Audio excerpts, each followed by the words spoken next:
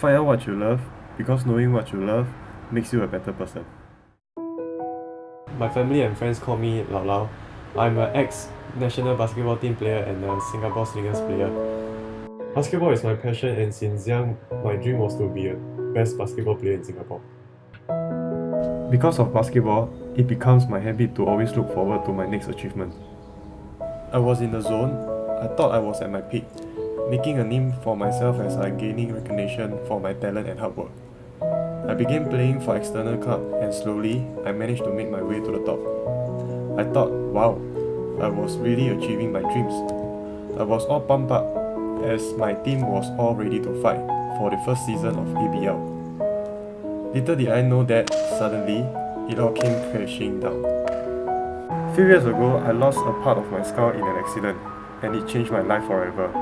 I was forced to give up on the only thing that kept me going until the extent where I almost gave up. My name is Jayden Lim, and this is my story. What my coaches told me that I ran towards the player and then the player drive past. He accidentally hit on my chest. What they say is that my head landed on the ground first. I heard a hard, loud knock as the back of my head hit the floor. And then, nothing. My parents say that when they reached the hospital, the doctor got no time to explain what's happening in my head. So my dad had to sign the form for me to go for the operation. So after the operation, I went to ICU for 1 week, and then heard from my friends and family saying that on my head there's a lot of tube and meter. I thought my life and basketball career was going to be over. During that point of time, I'm not sure what to do and I'm very lost. That was my lowest part of my life, so my parents and friends were my strongest support. The very first day when he woke up from his coma, his eyes he was still drifting away with his eyes, and he's like in and out of consciousness. And I went up to him and said, "Hey, bro, remember me?" Then his eyes was like, he just looked at me one time, then he just closed his eyes and he started to fade off again. And that was when I knew things were serious, because what if he doesn't remember me anymore? And we were best friends, like literally best friends since we were 13. And it was a very emotional time for me, and I was looking at his parents and his brother and sister. They were crying like every couple of minutes. 没有看到他受伤的怎样，我们还不担心嘛。直到我们去到医院的时候，医生跟我们讲他的情况是这样，我们就开始担心了。好像哎呀，为什么要打篮球啊？这个运动啊，你看什么，我们就会担心。可是到了他手术成功好了，我们就比较放心咯，就是这样。后来他就慢慢去训练什么，哎呦，真的可怜我哭的孩子，好像小孩子这样哦，排那个东西，那个人家小孩子傻的人排那个东西啊，什么什么这样，还做那个功课什么什么，哎呦，真的看了，真的好才会好了。又叫他去看眼睛的，他走啊，晕了。后来他的眼睛很难看的，真的难看了，就没有照上来而已。So after the first operation, part of my skull is removed. So this is my real skull, and then this is the skull of my head. And now part of my skull is now replaced by plastic. So during my first operation, my head, part of my skull is covered just with my skin. So during that period of time, actually I don't dare to walk outside of the building because I'm afraid that something may drop from on top and then drop onto my head. So during that period of time, I find it curious how come the skin can just cover a brain. So there's one afternoon I remember clearly that I poked inside my head and then I can feel my brain is pumping. So during that period of time, was a bit scared of what will happen to me during this period of time before my second operation. So other than that, there's another day which is before I fall asleep, because I was wondering whether I can go back on court and play basketball. Yeah, so that night I cried badly because I'm afraid that doctor don't allow me to play. Yeah, so that night also the night that my mom caught me crying. Yeah. One day during my rehab period, the doctor saw a basketball on the floor and asked me to dribble it. He walked behind me as I dribble, I knew that for him, it was a test, but for me, I felt so happy to touch the basketball again. I told myself I must come back and continue to play basketball. This phase was very difficult. I'm very eager to go back for basketball as I'm afraid that the doctor don't allow me to continue my basketball. So, that's after my first discharge. I feel very eager. I'm eager to go back for basketball training, but I can't because part of my skull is replaced with a plastic. Yeah. Oh, well, honestly, I think that he shouldn't have returned to basketball after that. Yeah, after that injury, he's already accomplished so much already, I feel. And I knew at the point of time, the only thing left for him was SEA Games.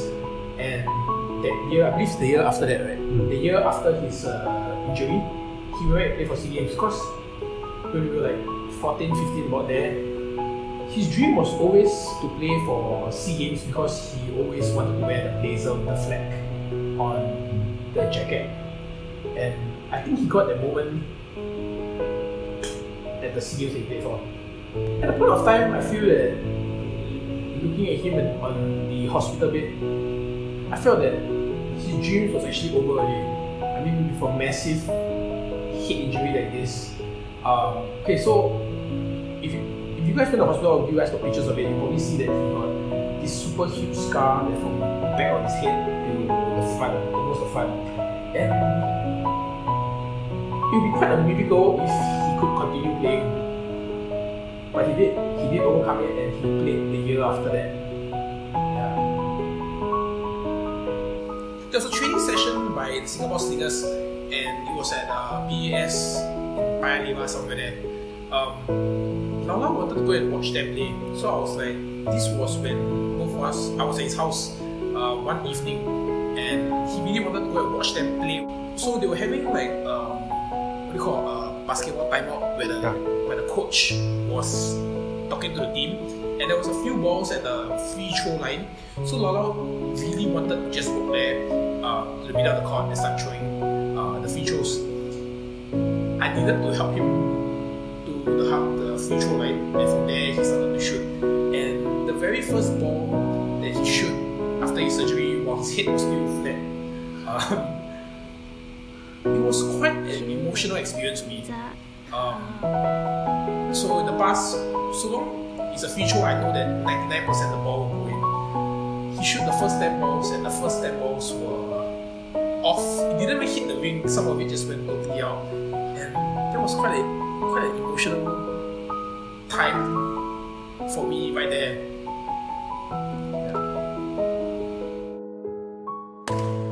But it isn't that easy. How do you tell where to go next when you have lost your way in life? But even in times of self-doubt, you must continue to motivate yourself or you will get nowhere. You have to make those choices.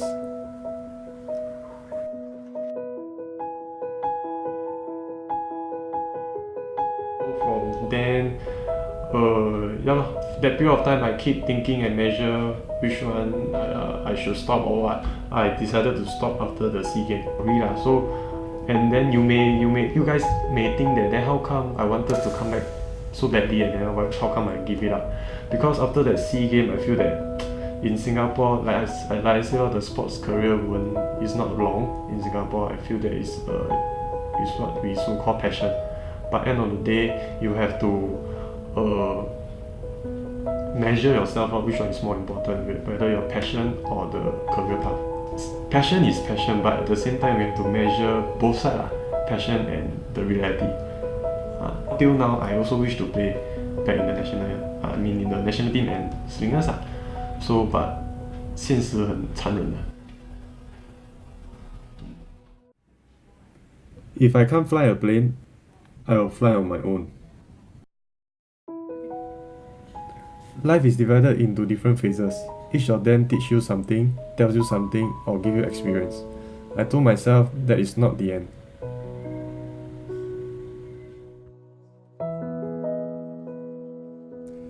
In life, there will be a lot of challenges for us to overcome. you can either choose to quit or you can conquer each obstacle and become stronger.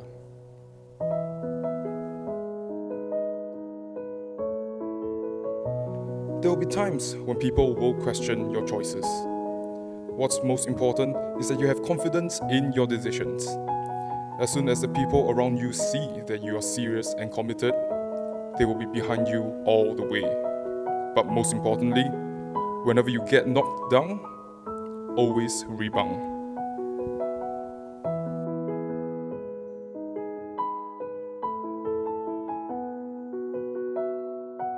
We all face failure in life. This is what we choose to do after that which makes us different.